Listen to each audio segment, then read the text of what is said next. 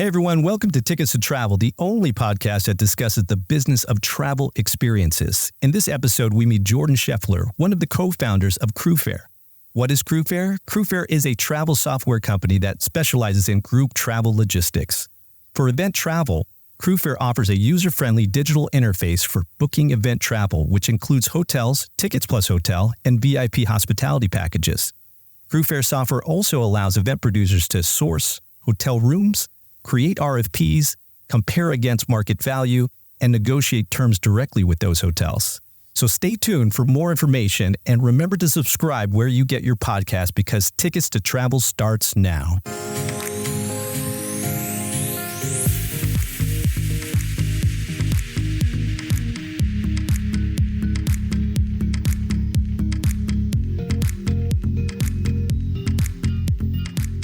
Welcome to Tickets to Travel. I'm your host, Mario Bedouin, and this is the only podcast where you talk about the business of travel experiences. And today we have Jordan Scheffler, one of the three founders of Crewfare. Jordan, welcome to the podcast.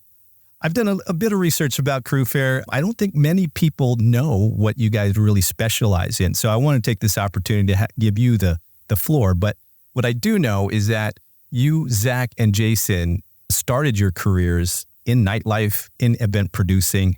How did you guys, one, meet? And then two, how did you transition to travel? So we met in kind of a funny way that I don't always share. Good one. I was a high school DJ back in the day. And so I went to University of Miami, which is where Jason and Zach both went. And when I was a freshman, Jason had this big spring break trip that he had just started under the title STFU and Party, a very good collegiate spring break title. Yes. I reached out about DJing. Next thing I know, I am the spring break DJ of UM. So, me and Jason got very close that way. Me and Zach didn't really know each other too well in college, but him and Jason were always good friends. But anyway, throughout college, Jason and I started, throwing events together and just getting a foothold in the Miami entertainment scene, the destination travel scene. And I went on to work for a big hospitality company in Miami called MMG, which is now called Grid Hospitality. And I actually hired Jason over there, who then hired Zach. And it's sort of like a string of us all going through this hospitality organization. But my background was that I always wanted to be in the event space. So I went on to produce the Preakness Stakes, the Pegasus World Cup, and some music festivals in between. So I became very ingrained in the event talent, production arenas. Okay, but not as a DJ. No, not as a DJ. That's why we don't bring that up. Yeah, and I would do everything because it was a really small company from, sell the tickets to book the talent to deal with the production vendors and load-ins to the travel of all the staff, of all of the horseman groups, because this was a horse racing organization. So I became very familiar with everything from top to bottom of how you produce events. At a large scale. I dealt with the NBC broadcast and everything else. So I was over there doing that. Jason was leading all of the technology operations at Grid Hospitality while he was simultaneously building this student travel company, which has become one of the largest student travel companies in the US. Got a foothold in Bimini, Bahamas, and that's been his home ever since. And Zach is just a hospitality king. He had offers to work for every major hospitality company out there. He's one of the most connected people that I know, and he was just killing it in his own right. But when COVID hit and the events world was slowing down a bit, Jason and I started talking about this idea that he had always had around simplifying group travel, because he dealt with it more than anybody else. You have thousands of students coming to a destination. They want payment plans. They want to stay with their specific roommates. They want to change their rooms. They want tickets to events. And Jason was handling all of this on spreadsheets, huge customer service operation to keep everything going. And he always thought there has to be a better way of doing this, but was never able to find it. So he came to me with this idea. We discussed it a little bit. And then finally, when COVID hit and things were slow, we decided to take a leap and go for it. So he spoke to me about it. I was in. He spoke to Zach about it. Zach was in, and we got going. And so the whole premise of Crewfare was that we wanted to change the way that group and event travel was handled. Everything from the management of it to the attendees going to the staff coming into town, and just simplifying that. And what we realized very quickly is that, hotels and events, they're not just going to work with you because you have an idea. It's a very relationship-based business. So we found that the low-hanging fruit was that there were very few companies out there that were helping events monetize travel. So we were like, why don't we just go to all of our event partners that we're familiar with and that, know us as these guys that have always grinded and, been able to pull off whatever they needed to and trust us and ask them to give us a shot. So we went to the Preakness Stakes and, of course I said, and I could say this now, but I was like, oh, my friend, Jason is working on this thing and you guys should really use him.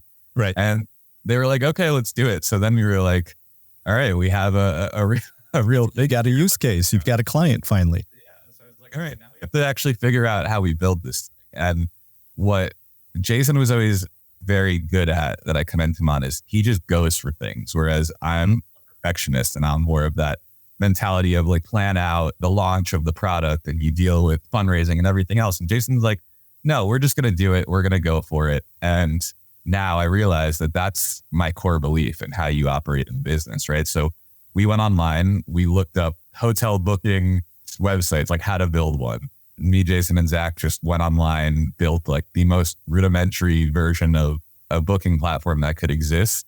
And I remember we got like the hotel modals to hover a little bit when you hovered over them. And we thought that was like the coolest thing ever. So, very cutting edge. So we launched with the Preakness Stakes just to see what would happen. And overnight we made real money. We were like, holy shit, this is... Yeah, well, I mean, that was going to be one of my questions, actually. Was there a particular time where the three of you just looked at each other and said, we have something here. This is different. Yeah, on sale. Because we started selling, we had only put a few $100s into it at the very most. And we started selling a large volume of hotel rooms. We were the customer service. We were the operations. We made it look like the seamless system, but we were the ones on the back end. I was John on the customer service team and Zach was the account management rep. And really it was just the three of us handling all of this while we had other full-time jobs. So we just kept pumping money into the company as we were earning it and started to build the systems out to make them scalable once we realized we had something there. And the attendee travel side was always the low-hanging fruit for us. We knew that there was a bigger need in the market for that group travel space, but that's where you really needed to develop custom software and build. Right. So is it safe to say you're the head of product and tech for Crewfare? Correct. Yes. So I lead product tech and marketing. Actually, we're still and marketing. You just multiple hats. Yeah. No, because I was curious about backing up to the original use case, right, with the student travel, because I have a little bit of a background there and I understand sort of the complexities there. And that's why I think the software is amazing. Assigning rooms for college kids is difficult. And so I'm just curious, like, what was the thought process with you guys to say, here's the problem, here's how we have to manage the solution to make everyone's lives easier. So whether it's assigning the rooms or it's just managing the hotel contracts. Yeah. The great thing about what we did is we got to build around the specific problems that we faced.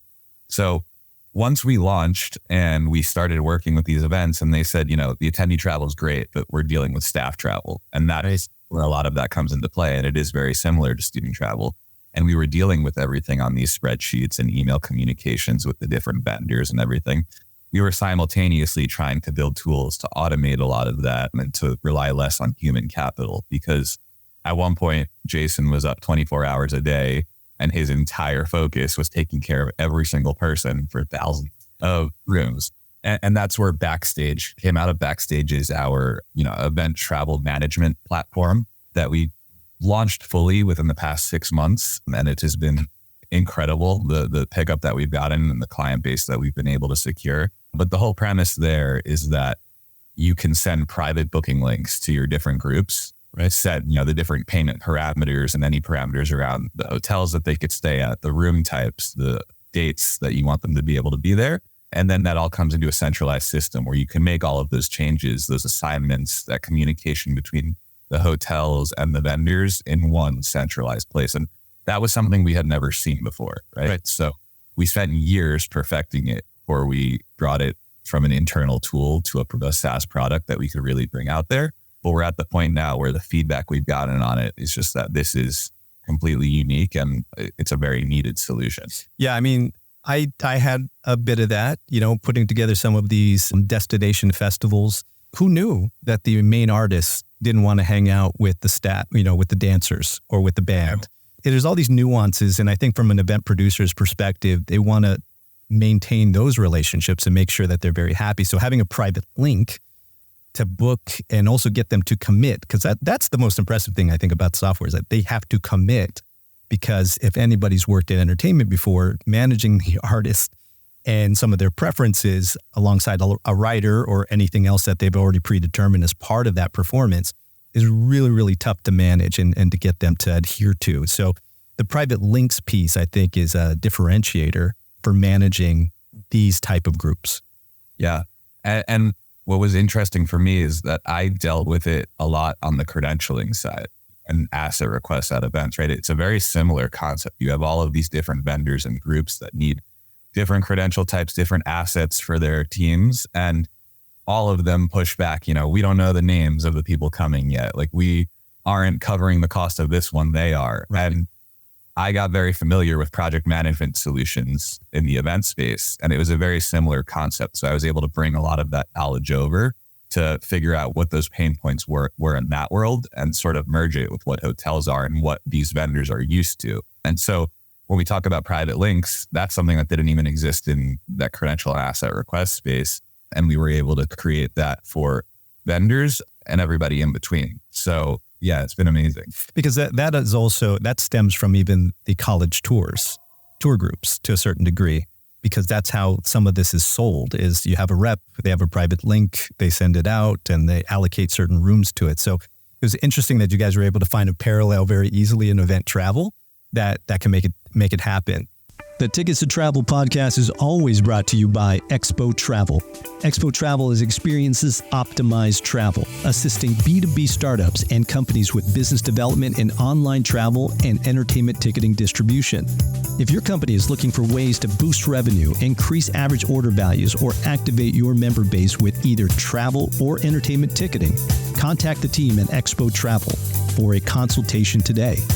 Visit xpotravel.com. That's xpotravel.com for more information. I get asked quite a bit where your name came from. What is Crewfare exactly? Because when I talk to someone on the travel side and I say, hey, have you heard of Crewfare? They're like, oh yeah, they do airline groups and stuff at the hotel. And so I'm curious as to what, it could be a very simple origin story on the name, but where did you guys come up with it? Yeah, there really isn't a good origin story around that name. I think Jason came up with it, and his whole thing was, we have these groups of people coming, that's your crew, and fare was just a good travel term that he wanted to use. But at this point, we love the name and it's synonymous with what we do in our brand. But it's funny because if you type in like, what is Crewfare to AI or anything else like that, it also thinks that we're a flight services portal. So we definitely get a lot of that. So it's funny, but no really unique origin story to that name. So it's like the domain name was available. It made sense. We want to invite the crew. And so that's what you guys went with to get out to the market. Yeah, Jason's a big fan of buying up available domain names. So the first thing he does whenever we think of something is look at whether that domain is available. I get it. And it's an investment, right? It's an investment in future businesses that you're going to create. So you work with a ton of these large music festivals, whether it's Lollapalooza, Ultra Miami, Rolling Loud. What do you think the product has given to them as these large sort of brands in the festival space that allows them to have a differentiator against other festivals in some cases? Because I see you and Crewfare as a bit of the secret sauce that helps them manage things operationally. Obviously, you would agree, but do you have any particular stories or thoughts around working with some of these big festival promoters? Yeah, there's two sides to it. So on the attendee side, events were either not monetizing that travel or they were working with legacy travel agencies that were a completely manual process. So the return on that revenue was very, very slim. Or they were working with your just typical OTAs where the deals that they were offering the attendees were no better than what was available online, and the commission structure wasn't favorable to that. So on that side, we really focused on our ability to get discounted rates because of the amount of volume we were bringing to these hotels and creating a sort of win-win ecosystem, by saying, hey, Hotel A, we're going to put you in front of all of this event's audience, give us your best rate, and we'll be able to sell these rooms. Go to the event and say, you guys aren't making nearly what you could be making on travel, and we can make it a cohesive part of your sales experience. And once a few events saw that, they all saw a huge increase in what they were able to generate. I don't know the exact number, but I know we did upwards of 5 to 10x with some of our major event partners from what they were doing previously on the attendee side. And then on the operational side of things, every one of these events had a person similar to what I was at Preakness, right? Where I was handling the travel and 100 other things at the same time. So I was doing the best job that I could. I was a hustler like everybody else in the event space, not sleeping, but that's not the most efficient way, right? And you also don't want to have to hire a staff of people to work on travel. So bringing our Backstage solution to a lot of these events has allowed them to reduce an insane amount of man or woman hours to manage all of that, right? So it's a cost savings on the operations side. They're able to leverage us and our expertise on the sourcing and contracting side, and then really create the centralized portal where they don't really even have to think about the travel beyond what the parameters are that they want set for these groups and making sure that the customer service is taken care of. Yeah, that's amazing. One thing that I think is a unique distinction for Crewfare as well is not only are you a B2B software company, but you're also B2C in a lot of ways. And one of the ways that you do this is through marketing. And you did a promotion last year that was a festival goer for hire. How did you come up with that particular promotion and how did it perform? And are you doing it again? Yeah, we've done it twice now, actually. So last year we had Festi for Hire where we were like, we have all of this great event content. Everyone we know wants to go to these events. We want to go to these events. How cool would it be if we were to leverage our technology, our experience, our event partners to create this unique travel on the road with us type of experience? So we launched it where you had to submit a video of why you should be our Festi for Hire, which is a person who would go on the road for us, take videos of themselves experiencing it and the entire process of booking with Crewfare to showing up at the event. So we launched that and it went completely viral. It was our best campaign yet by far. And I think we had over 30,000 applicants that submitted to this. Wow.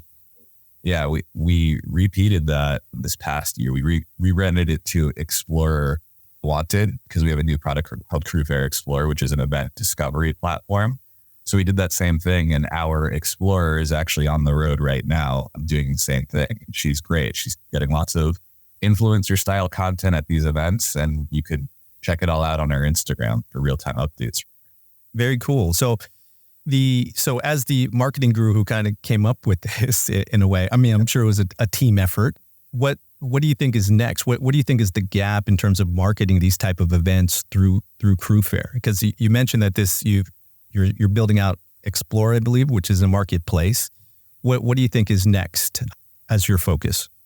Yeah, so we have a very strong brand when it comes to our marketing presence. We're very good at creating good content, pushing that out and making sure that our audience is very engaged with that content on the consumer side. So now what we're really trying to grow, because we have these SaaS products that we want to go into new market segments with, is our B2B marketing. And so we're starting to get a lot more sophisticated with our analytical and digital, metric tracking and presence and how we go about that and targeting these proper audiences. So that's really the next step in evolution for our marketing team. And then another really big asset of ours is because we work with all of these great events, we have a very strong domain presence, right? If you search hotels near Rolling Loud, for example, we come at the top because we now have a high enough Google ranking that it knows Crewfare is where you go for event travel. So we're trying to leverage that to really get a strong foothold in the event travel presence on Google. So SEO and strong metric-based digital marketing is what we're very focused on. Got it. So you're obviously collecting a lot of amazing data about festival goers. Do you share this with your promoters, with your clients as well? Or how does it how does that relationship work? Because I think the data piece is really what's missing in terms of event travel. So whether it's a fan who's coming into Ultra Miami from New York, kind of understanding where their origination destination is, or just profiles of where they may stay, I think all of that stuff would be really valuable to a promoter. Is that something that you guys also provide? Yeah, so we have a ton of data and analytics that we provide to our partners. We are very strict on, we believe in consumer privacy and we want to be compliant with everything out there. So we are as cognizant as we can be of making sure that the data that we share is approved by the user to be shared. But anything that we have access to, our event partners have access to. And yes, you can see things like what the best hotels in the market are, what the highest conversions are, what the average demographic of everybody coming, and even, the user databases and anything like that. As long as we can, share that information in a compliant way, we're true partners. So we want them to have everything that we do. Yeah. So from that, you've been doing this for a while. Like, what are some, characteristics of a festival goer who's traveling? Any tidbits of information that might be interesting in terms of the type of hotel that they stay in? How long do they stay? Things of that nature. Anything that comes to mind that just sort of blew your mind about these type of travelers?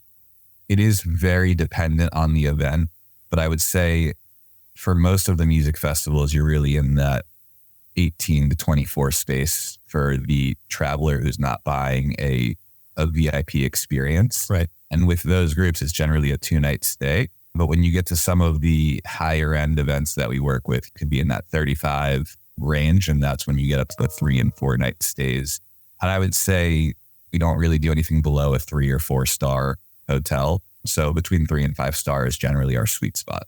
Gotcha. And then in terms of the most popular destinations for festivals, like what I think I can figure that out to a certain degree, but what has been big sellers for Crewfare?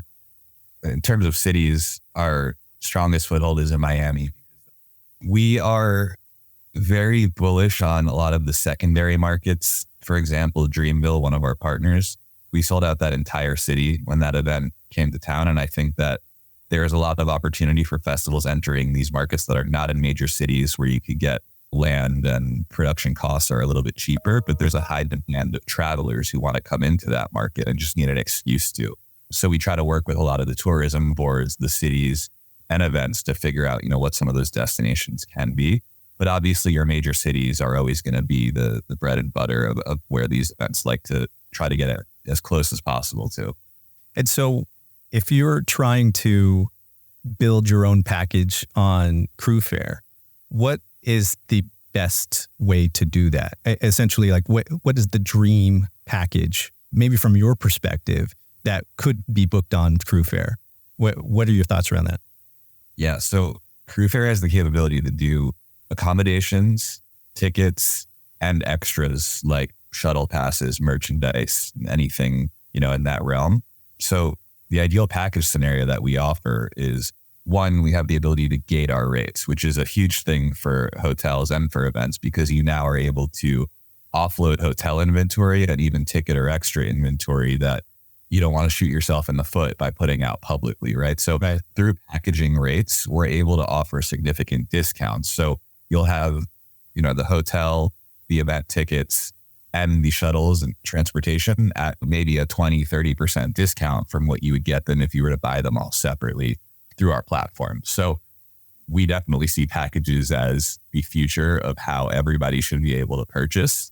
We strongly believe in the ability to get discounted rates through packaging versus it just being an ease of use type of service. I guess what I want to find is what is you sort of answered earlier how the three of you sort of figured out day of the first time you ever did this, that this was a huge niche that you guys could possibly fill the gap for. I have a similar situation when I was at Pollen and I saw J Balvin basically annihilate 2,000 room nights within 20 minutes because of the way that it was promoted. And so that was meaningful to me. I've never seen that before, and I've been in this industry for a long time. And so were there any other sort of aha moments with any of your other clients that really just kind of kept you on the path? Because effectively you guys saw this happen and then you said, all right, goodbye job. I'm going to go focus on this for for the long haul? Like what was some other, occurrences? I think our major aha moment was when we realized that event organizers are not the only clients that we can work with. For Backstage, there are tons of other companies that do similar things to what we do that could leverage that for their own sales, right? So I think the big aha moment was just that this market is way broader than we even realized, and we're happy to go down that path. Yeah, I mean, that's the difference here is live events. You've got very defined dates that a travel company can come in and get hotel inventory. But then you have the ticket itself. And so the ticket itself, which drives that demand for that event and everything else that is pulled together, that's another piece. And I think you mentioned that earlier, that you also have some ticketing strategies coming up, maybe with Explore, if you can talk about any of that. Yeah. And just the last thing to add on that is that, to your point about like these aha moments, we've always wanted experience providers to be able to focus on the experience, and we wanted to focus on creating the technology to make it easier for them to do it. So our goal is to allow any experience provider to leverage our technology and not think of us as just a competitor in the event space, but a technology company that has all of the software that we're happy to share to make the entire event industry better as a whole, right? So there's no reason anybody out there who wants to focus on experience only and wants travel to be a very seamless process while making the same, if not more than they're making now off of that, they should be able to leverage our technology. And that's a big focus for us in this coming year. But to your point about Explore, so because we had all this great event content and we work with these top events, we wanted to create a destination where you could find experiences and book the travel to them in one flow, because everything that exists is about going to a destination, right? You could go on your kayaks or hotels.com and you can decide what destination you want to go to and book that.